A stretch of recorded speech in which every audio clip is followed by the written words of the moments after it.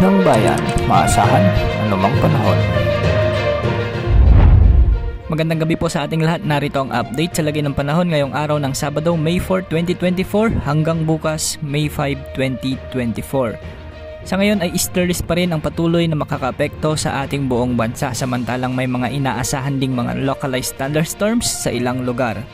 Patuloy pa rin nating minomonitor ang isang nagbabanta na potensyal na sama ng panahon na posibleng mabuo sa mga susunod na araw sa Pacific Ocean o sa silangan ng bansa. Ating aalamin ang latest development nito maya-maya lamang.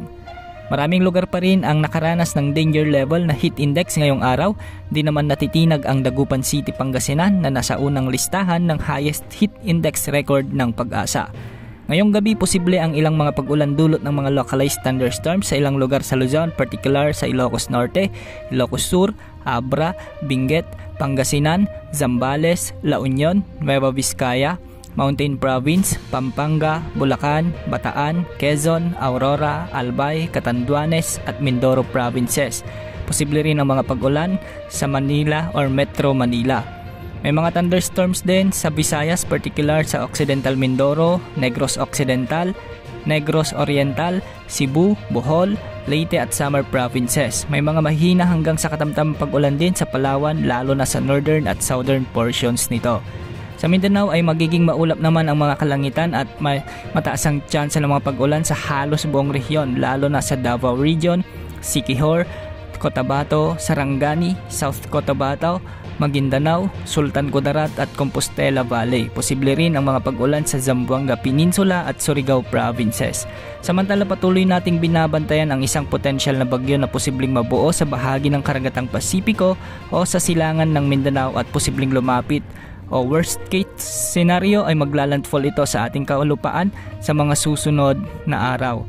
Ayon kasi sa wind outlook o wind simulation mula sa GFS model, consistent ang ipinapakita nito na posibleng mabuo ang sama ng panahon sa may silangan ng bansa na nakapaloob sa isa ring weather system. Posibleng lumakas ang cloud cluster na nasa silangan ng bansa bilang low pressure area sa susunod na linggo at posibleng unti-unting lalakas bilang bagyo sa mga susunod pang mga araw.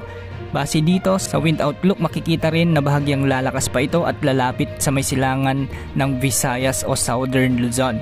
Posibleng bantain nito ang Eastern Visayas o Bicol region at posibleng tumama o maglandfall o kaya na may lumihis pataas papunta sa Japan, ngunit nakadepende pa rin ito sa magiging galaw o lakas ng ridge ng high pressure area na nasa silangan ng bansa.